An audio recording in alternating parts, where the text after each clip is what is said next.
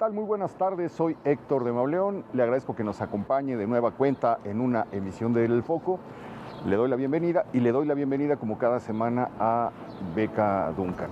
Nos acompaña, estamos caminando por la calle de Moneda, la hermosísima calle de Moneda cargada de historia. Nos acompaña la coordinadora del Museo UNAM hoy, Claudia de la Garza. Bienvenida. Muchísimas gracias por venir.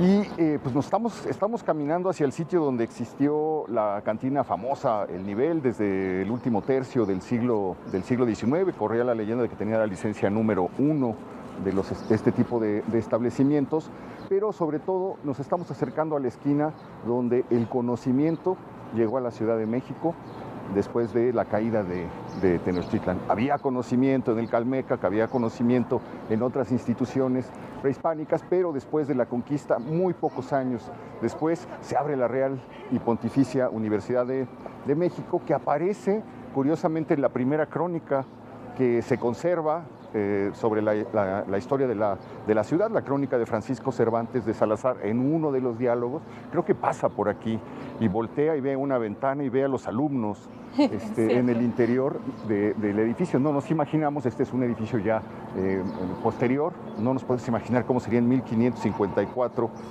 este tramo de la ciudad. Desde luego pues no existía el sagrario, la catedral, había una catedral antigua que se había comenzado a hacer en el 1530 y tantos, que estaba más hacia el Zócalo. Bueno, el Palacio Nacional no se veía como lo vemos hoy. ¿Cómo sería el palacio donde vivía el virrey don Antonio de Mendoza? Era mucho más chaparrito, por lo menos. Para empezar. Y una mezcla entre el Palacio de Moctezuma y una edificación, una edificación nueva. Esta calle, bueno, pues estaba el Hospital del Amor de Dios de Zumárraga para atender a enfermos desesperados, en fin, una ciudad que cuesta trabajo imaginar. Y el relato de cómo encuentran o cómo cruzan por la ciudad, por la universidad, y encuentran a esos estudiantes que entraban de dos en dos con sus capas, nos lleva a imaginarnos pues una vida universitaria completamente distinta a lo que hoy podría ser nuestro referente. El punto de arranque también del barrio universitario, célebre, famoso durante los siglos siguientes. Pero qué bonita imagen, Claudia. Los estudiantes con sus primeros uniformes, las primeras risas estudiantiles de un barrio que se caracterizó por eso, por la alegría de sus estudiantes en San Ildefonso. Sí, estamos a unos pasos de San Ildefonso. Así es. Claro. Y bueno, pues creo que Cervantes de Salazar daba clases de retórica o de... Sí, de retórica, y además fue uno de los rectores de esta universidad. En su primer momento. Y bueno, con esta historia tan ilustre es que la UNAM ahora habita este recinto. Que lo tienen hace... 10 años. 10 años. ¿De que desapareció el nivel? Desapareció el nivel en 2008. Y después hubo una restauración profunda de este edificio con patrimonio universitario dirigiéndola, y bueno, se recuperó y se buscó recuperar la planta que tenía en 2018, en 2018, en el siglo XVIII. Por eso tiene, pues se volvió a buscar este torreón, un poco ahora recorriendo el espacio se darán cuenta, porque en el siglo XIX y XX fue un sitio comercial, entonces se fragmentó. Claro. Era muy También distinto. había gente que vivía aquí, ¿no? Había gente que vivía aquí, había múltiples negocios, desde aquí mecanografía para señoritas. Claro, una escuela, sí. La cantina, laboratorio dental, en fin, hubo todo lo que se puedan imaginar por aquí. Que ya tampoco existe. Me interesa también el hecho de que durante la remodelación se encontraron muchísimas cosas enterradas, olvidadas. Bueno, hay ventanas arqueológicas. Hay ¿no? un museo de sitio en donde se pueden ver además pues todas estas capas de historia, porque hay desde piezas prehispánicas hasta una botellita de Viuda de Romero, ¿no? que nos habla precisamente de todo ese como en una devenir, esquina ¿no? se enciman 5 siglos, ¿no? Totalmente, y cohabitan, y eso es lo más interesante que podríamos decir de esta exposición que hoy van a ver. Bueno, Sí, Beca nos la ha alabado muchísimo padrísimo, Beca, explícanos. Bueno, pues es una exposición que me sorprendió mucho cuando vine a verla. Trata precisamente sobre la historia del inmueble y sobre un problema que hay también en torno al nombre de la cantina El Nivel, es decir, el monumento ipsográfico se encontró aquí enfrente, el kilómetro cero existió o no existió. Creo que aquí nos van a derrumbar algunos mitos también. El kilómetro cero. El kilómetro cero, bueno, se supone que es el punto desde el cual se traza toda la ciudad y todas las carreteras desde la capital, ¿no? Y bueno, se dice que estamos a unos pasos de ese kilómetro cero, pero esta exposición pues, ahonda un poco en la ese teoría original es que es la calle de Guatemala y Argentina, a un lado del Templo Mayor, de las escalinatas del Templo Mayor, donde Alonso García Bravo comienza la traza de la nueva ciudad, pero luego el problema se complica. Se complica porque luego nos dicen que es donde estuvo el monumento ipsográfico aquí enfrente. Hay personas que no estuvo donde hoy está. Exactamente, estaba de este lado. Así es. Y luego hay quienes dicen que podría ser la bandera, ¿no? Del Zócalo. Entonces, bueno, es un tema complejo. O Palacio, la puerta de Palacio Nacional. Y una exposición que conmemora estos 10 años también del museo. Claro, esta exposición está contextualizada precisamente en esta celebración. Este es un espacio del Instituto de Investigaciones sobre la Universidad y la Educación de la UNAM. Entonces tenemos esa misión no solo de reflexionar sobre educación, sino sobre la propia historia de la universidad, sobre sus logros, sus alcances, sobre las problemáticas que en ella existen y también sobre todo en la forma en que se ha vinculado con la sociedad y ha aportado a la sociedad. Entonces este museo se trata de eso y esta exposición es una forma de mostrar cómo se inserta la vida de la universidad en la vida de nuestro país, en la vida de México. Y de esta esquina en particular, ¿no? Vamos a entrar. Adelante, por favor.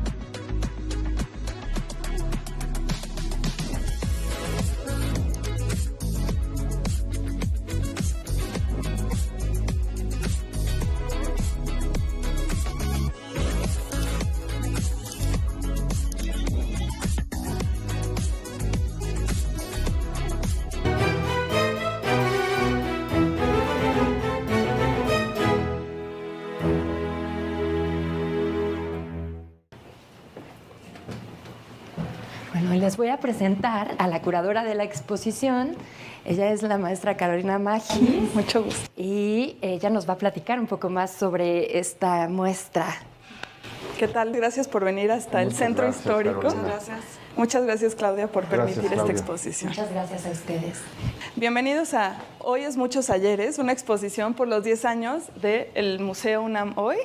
y además que suma una serie de diferentes aniversarios esta exposición, pero quisiera recibirlos en el primer muro que remata la entrada para el público, que es este sitio histórico donde se encuentra el museo. Entonces voy a utilizar este mapa, que es un mapa de una fotografía aérea del año 1926. O sea que estamos a 100 años de esta imagen, que es un lujo tener con nosotros. Desde un aeroplano se tomó, ¿no? Por supuesto, desde un aeroplano, y nos da una vista que normalmente a nivel de suelo no tenemos, pero nos interesó mostrarla porque le permite al público ver una serie de fenómenos. Caro, para empezar, vemos que no está 20 de noviembre. No está 20 de noviembre. Hay una serie de cosas que van a ver que no están. El Zócalo arbolado. No, esta es la callejuela de la que hemos hablado tanto, donde estuvo la primera carnicería, la cárcel de la ciudad, que fue demolida en el gobierno de Cárdenas para abrir 20 de noviembre. Efectivamente, y el inimaginable Zócalo jardinado. Claro. Que se antoja, ¿no? Como lo que hoy es la plaza del Seminario, y esta, que era la plazuela del Marqués, frente al Monte de Piedad, donde estuvo una feria de flores, un mercado de flores. Un kiosco. Ahí se ve, ¿verdad? Sí. Quisiera decir por qué está esta foto aquí. La idea de la exposición es hablar de dos tipos de memorias. Una memoria vertical, que es la memoria del edificio sobre sí mismo, pero también una especie de memoria horizontal, que es como un edificio se vincula con su contexto inmediato.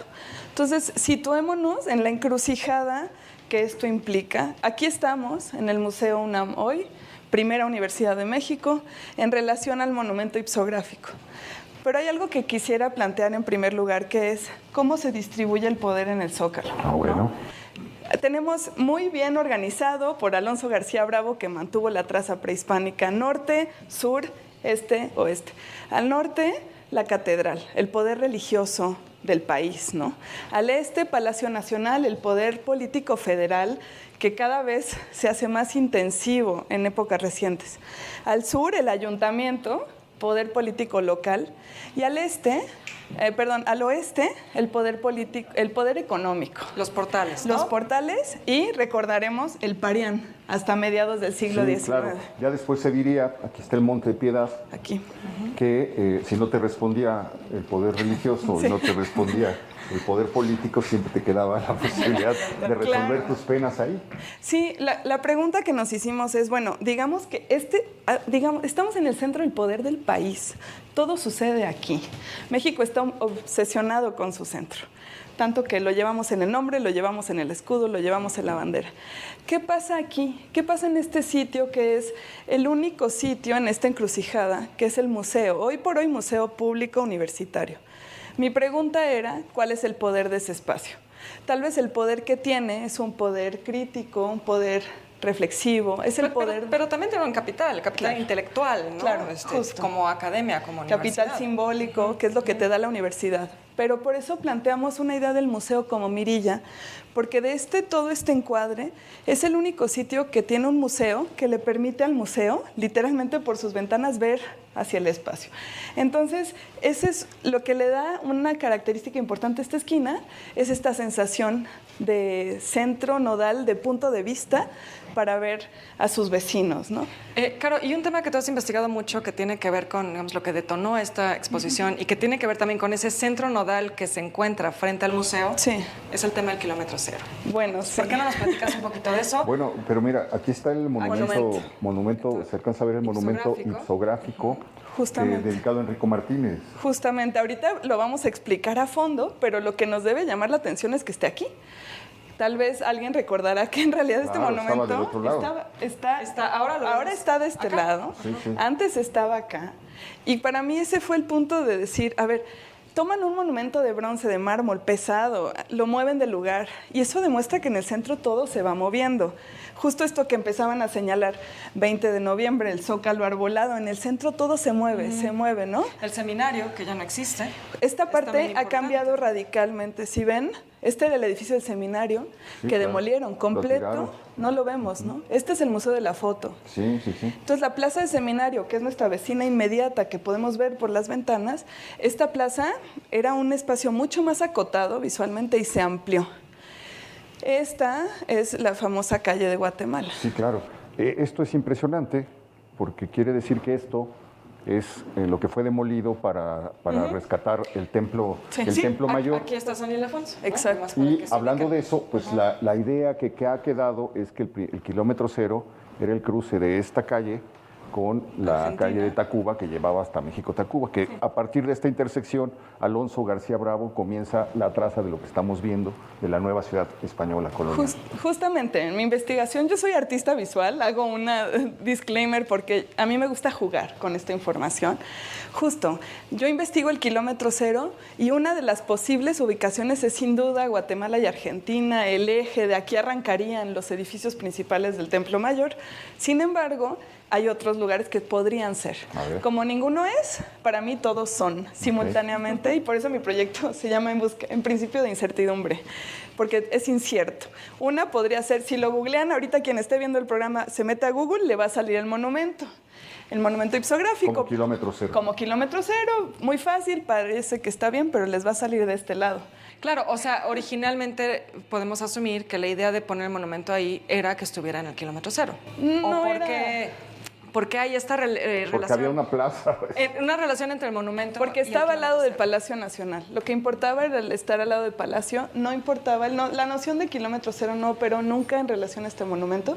Operó sí un cero vertical de hundimiento, que es mucho más confuso. Pero un cero en el plano horizontal no está operando. Ahora, se le empieza a llamar el nivel a este monumento. Sí. El nivel. Sí. Ese es el nombre. Se le llama el nivel. Como yo digo que es secuaz, es el tocayo de la cantina. La cantina y el monumento son aliados. Sí, sí. Sin embargo, no sé si alcanzan a ver en esta foto, lo llamamos una esquina en la historia porque esta esquina y la relación cantina-monumento, que no hay cosa más diferente en el mundo que una cantina y un monumento, por favor. Son dos cosas distintas. Orden y desorden. Sobre todo un monumento así, ¿no? Un monumento científico que nos va a dar el nivel de las aguas, justamente, el sistema métrico. Orden y desorden. Mesura y desmesura. La cantina es el sitio de la desmesura. Pero los dos se llamaban el nivel, a los dos los apodaban así. Y la gente todavía tiene una relación con este espacio, con esa memoria. Con el nivel, sí. Bueno, desde luego le ponen el nivel, No, ahorita explícame eso. ¿Qué es primero, el nivel cantina o el nivel bueno, aquí, monumento dedicado a Enrico Martínez? Derrocando mitos, primero fue la cantina.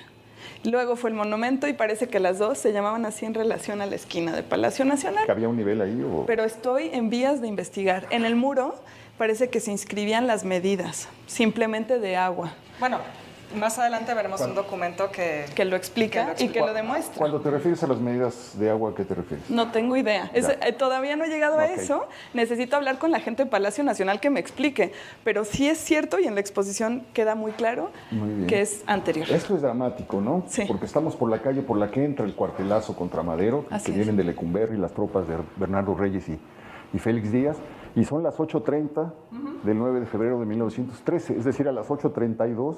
A lo mejor este niño que viene aquí caminando era uno de los que murieron, barridos por la metralla. Probablemente estos oficiales que venían montados a caballo son de los que... Y los caballos que hemos visto tendidos en la plaza, pues eran estos, ¿no? Justamente algo que me gusta decir, o sea, en relación a todo, como están aquí, en el nodo del centro del poder, la historia les sucede. O sea, son como testigos, como que están en primera fila de la historia y la historia sucede encima de ellos, ¿no? Entonces, con esta ubicación privilegiada, en México, en serio, que muchos de los momentos de la historia del país se han dado en esta plaza.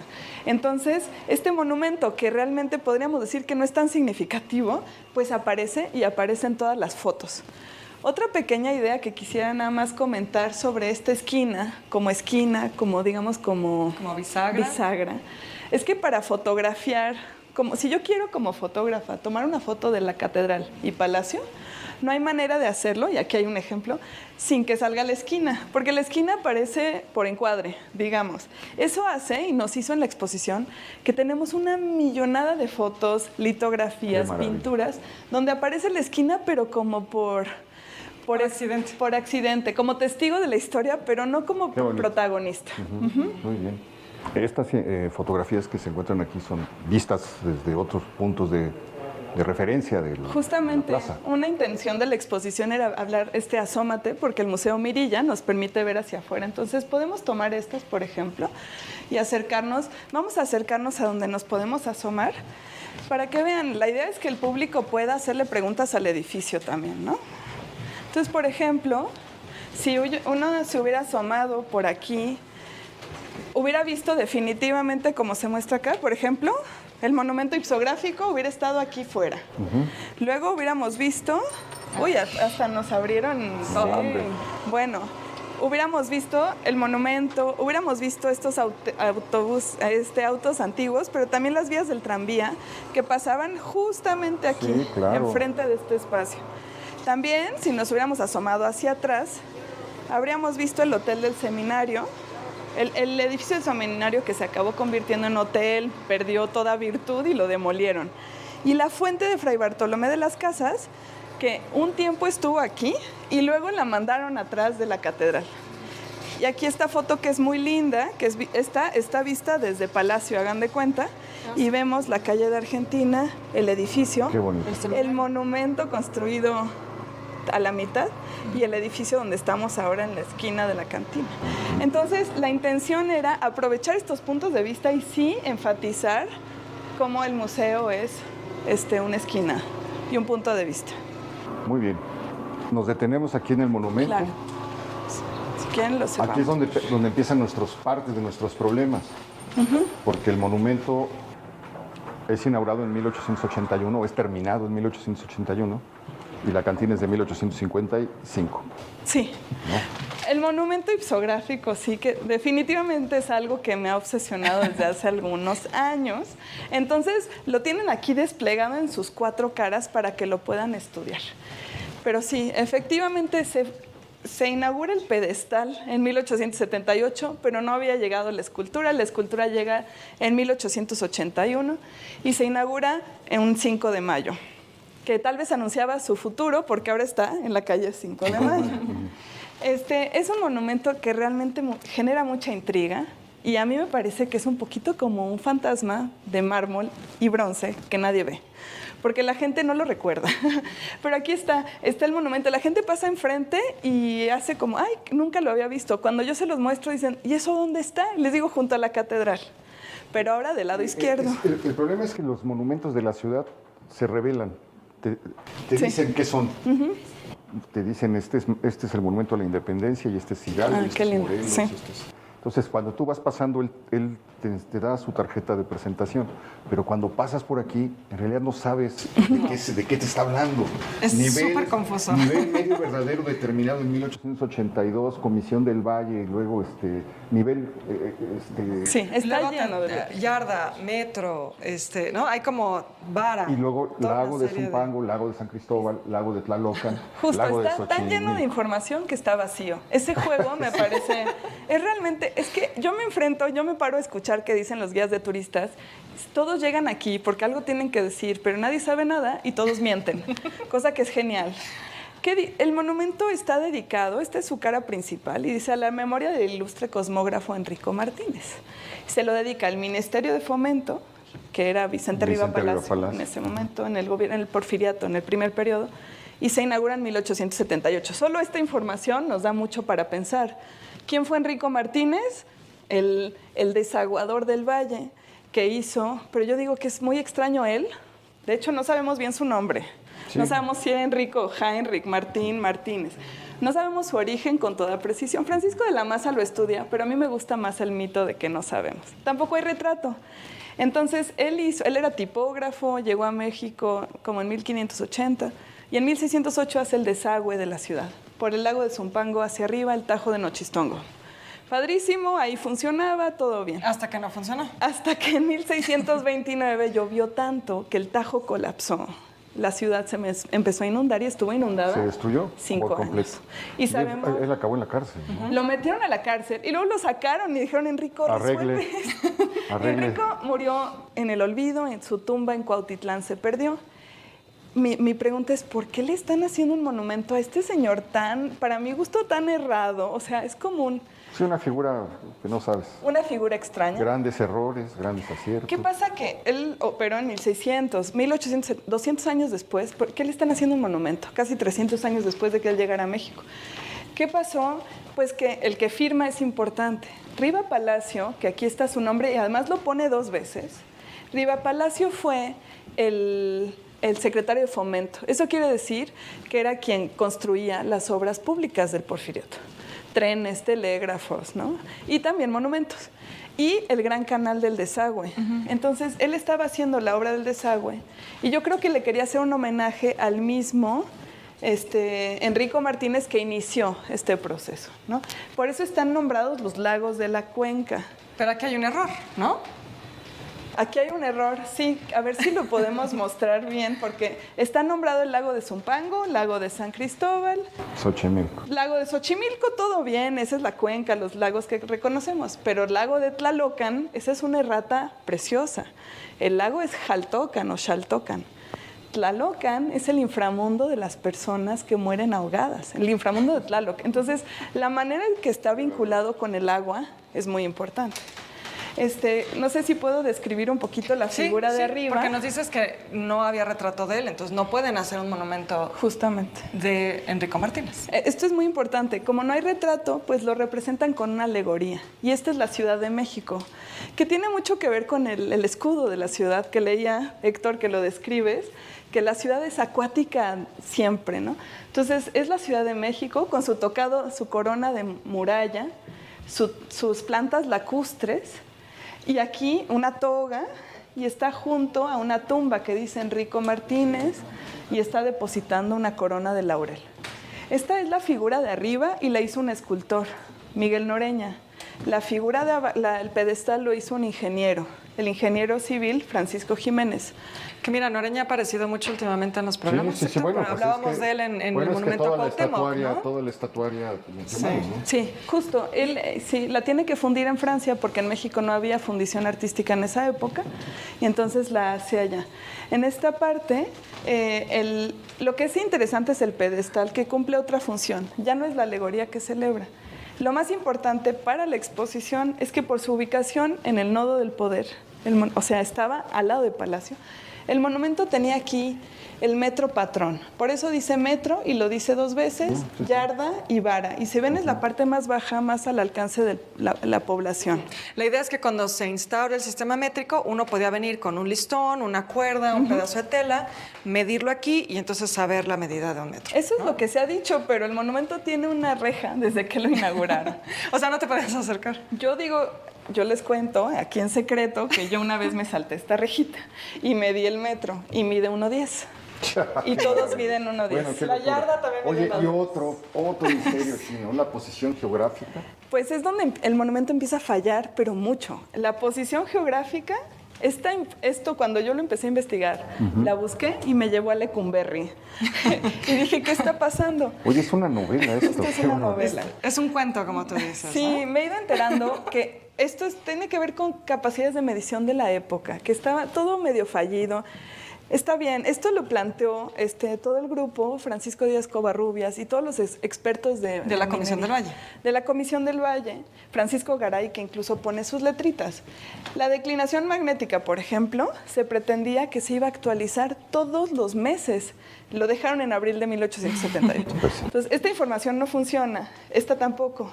El monumento tiene 4 planos de comparación. Esta tampoco, ya vimos, ¿no? La yarda y el metro no. Y los planos de comparación, que habla de la esquina de Palacio, también falla. Que habla de la Piedra del Sol, que tal vez sabrán, estuvo empotrada en la catedral. Y es la que marca. Sobre la tangente inferior del calendario azteca. Ya no está. Ya no está. Ya no nos sirve tampoco. Pero nada más sepan que este punto, la tangente inferior de la Piedra del Sol, y ahora hay una placa que dice en sustitución, es el 0 vertical de la ciudad. Una locura, pero ya no hay monumento. O sea, todo se ha ido quitando. Y quisiera detenerme en la MDF, Ministerio de Fomento, ¿verdad? Sí, estas placas aparecieron hace 2 años que restauraron el monumento, pero yo no las había visto desde 2012. Quisiera detenerme entonces. Esta es la fachada que si yo me hubiera asomado, hubiera visto, porque el monumento lo giraron, lo movieron y lo giraron una vez. Veía originalmente hacia el sur. Y esto es exactamente lo que la gente dice que es el nivel. ¿no? ¿Qué quiere decir el nivel? Me he tardado mucho en entender esto. Yo pensé que el monumento estaba clavado y tenía un flotador. Sí, o sea, asumirías que aquí habría como una ventanita donde puedes ver el nivel del agua, ¿no? Algo así. Yo alguna vez lo pensé también. Pero no. ¿Qué pasaba? Aquí dice, indicador del lago de Texcoco, la aguja marca el nivel actual del lago. Y la escala de relación permite indicar dónde está con referencia al monumento. Hay marquitas acá. Hay marquitas. ¿Cómo era esto? Encontrando en los documentos de Riva Palacio, alguien iba a ir al lago de Texcoco los días jueves, porque además dice los días jueves, iba a ir a ver la altura de los lagos y la iba a comunicar aquí porque había una pieza movible. ¿Qué pasó? Yo digo que se la robaron al día siguiente. O sea, ¿y cuál era la finalidad? La finalidad... alertarnos de... Cuando el nivel subiera mucho. El doctor Héctor Vera, que nos ayudó en la exposición, dice que la idea era que pensáramos en el monumento como una app. Así como quiero checar el clima, veo el monumento. Y el monumento me va a decir información científica y también me va a decir a qué altura está el lago de Texcoco. ¡Qué maravilla! Si el lago de Texcoco sube, porque aquí está una línea que dice piso de la plaza. Si hubiera subido, se va a inundar la ciudad. Sin embargo, hay caricaturas de la época, y esto debo agradecer a la tesis de Citlali Salazar, que lo estudia. Ella encontró estas imágenes que demuestran a una población. Es un señor que le da la instrucción a su trabajador, ve al monumento a ver las aguas, el trabajador no entiende nada. Y en esta parte viene al monumento el señor a intentar encontrar la aguja que su patrón le mandó a buscar. Es muy bonita esta caricatura. Pero lo que demuestra es que incluso en su lugar original, se pone a buscar la aguja en el piso. La busca en el piso, porque ya no está aquí, seguramente, o tal vez sí, pero al final nadie lo entiende. Imagínense lo que implica como población entender esto. No. Lo que hay que pensar es que toda la información que está aquí era la vanguardia de la ciencia del siglo XIX en ese momento. Claro, entonces solo lo entendían los que pertenecían a la Comisión del Valle, ¿no? Qué barbaridad. Y hay que pensar, nada más dieron este dato el otro día aquí en el museo, que había un 80% de analfabetismo en el país. Caro, nos tenemos que ir a una pausa, sí, pero claro. Bueno, en un momento regresamos para seguir platicando sobre el nivel. Claro que sí.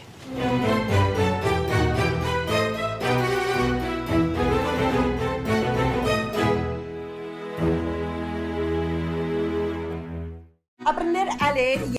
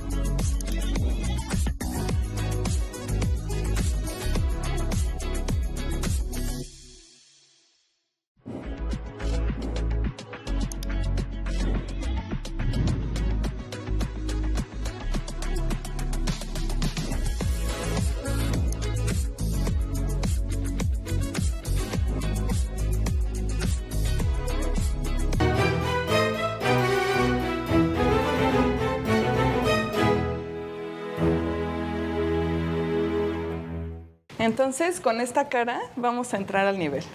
El vínculo entre monumento y cantina nos la daba esta cara. Ok. Muy bien, ok. Muy bien. O sea, esa es la cara que hubiéramos visto desde la cantina. Desde la cantina, Ok, exacto. perfecto.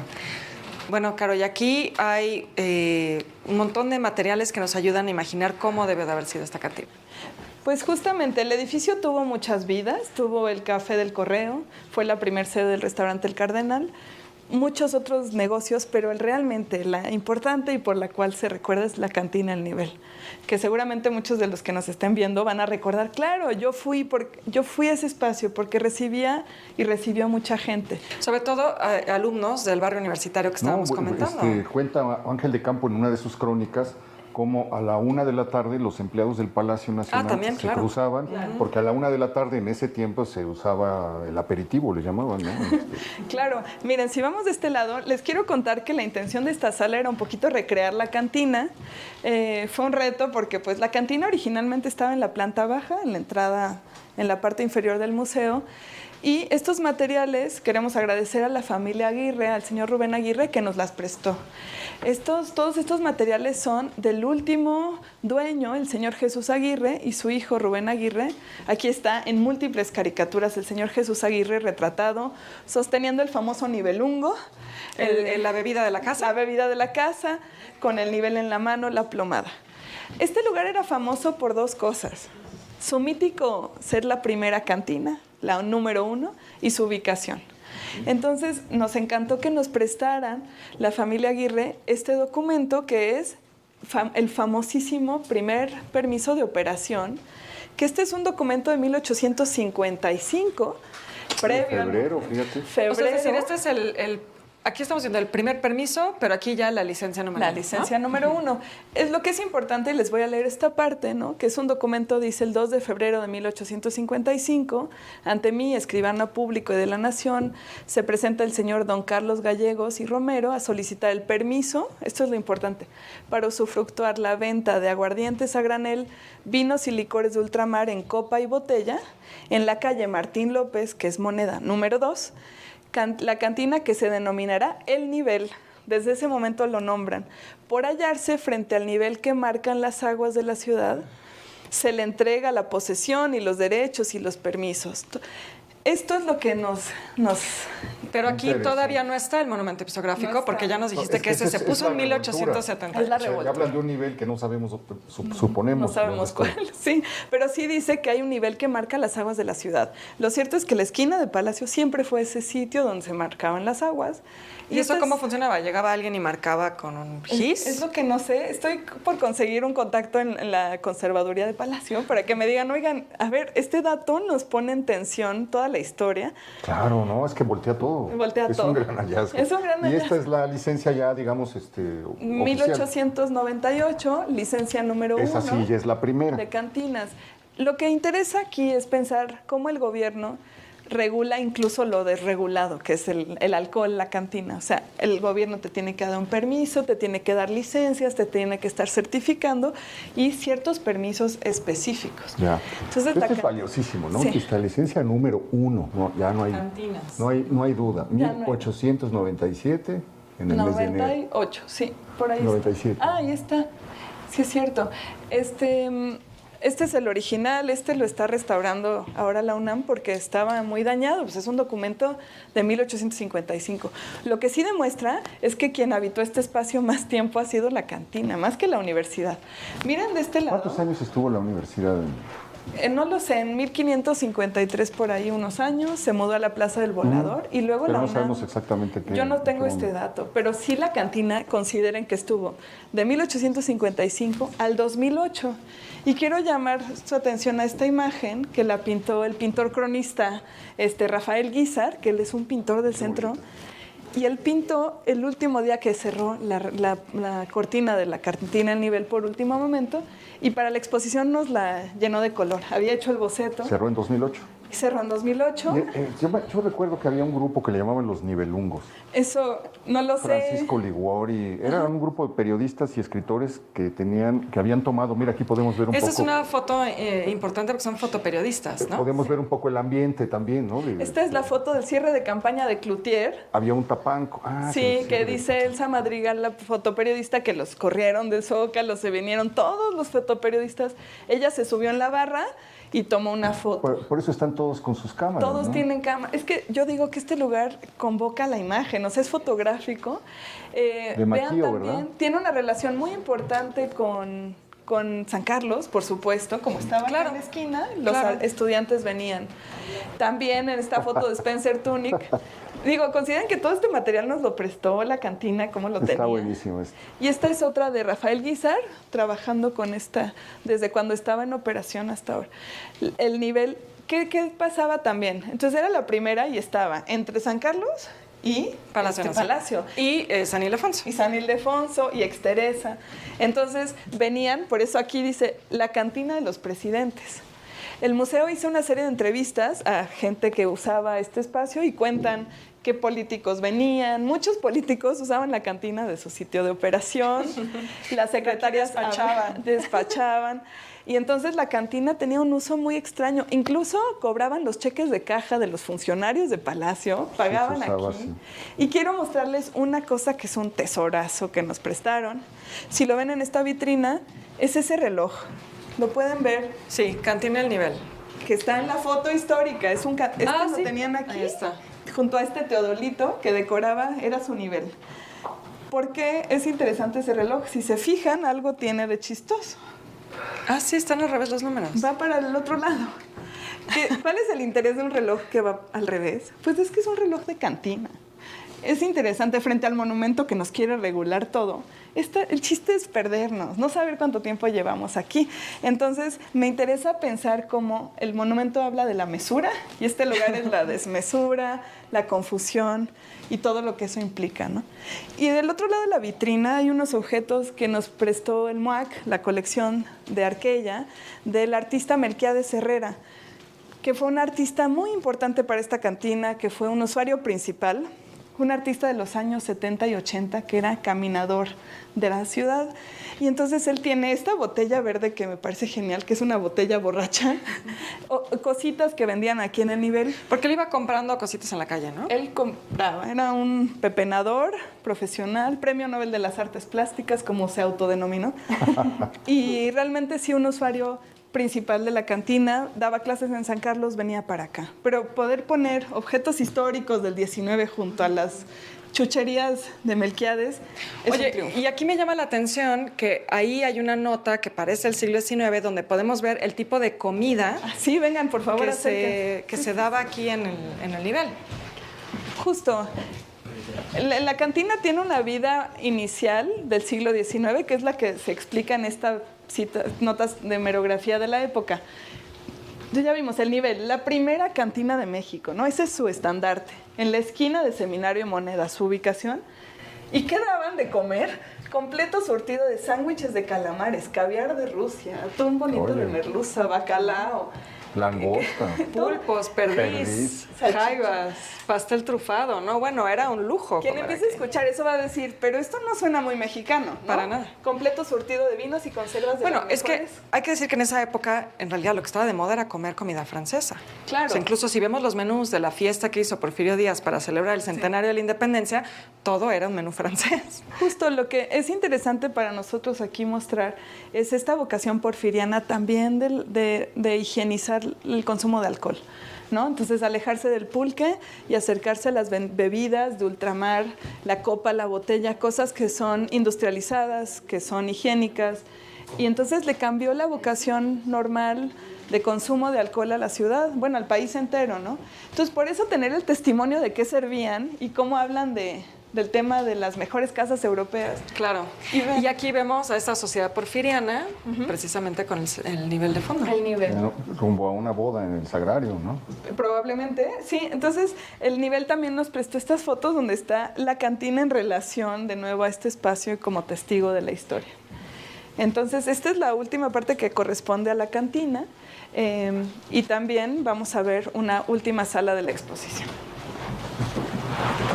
Adelante, adelante. Pues bien, esta última sala se llama Mirar Dentro, que es como... Estábamos en el Museo Mirilla viendo hacia afuera, fuimos viendo nuestra historia y ahora hay que pensarnos como estructura, ¿no? Como edificio. Está en relación con una obra de un artista que me parece interesantísima, la artista Victoria Núñez Estrada. Hace este dibujo como si tomáramos la ciudad y rebanáramos un pastel y nos lleváramos todas las capas de historia que en ella se encuentran, ¿no? Y su obra está en relación con esta pieza central, que podemos ver que es una escultura, donde Victoria generó un módulo de acrílico tamaño carta y luego lo rellenó de todos los materiales que constituyen a la ciudad. O sea, ella va por la ciudad rescatando estos materiales. Los compra, los encuentra, los rescata, pero el chiste es mostrar, por ejemplo, de qué está hecha la ciudad entre adobes, venecianos, ¿no?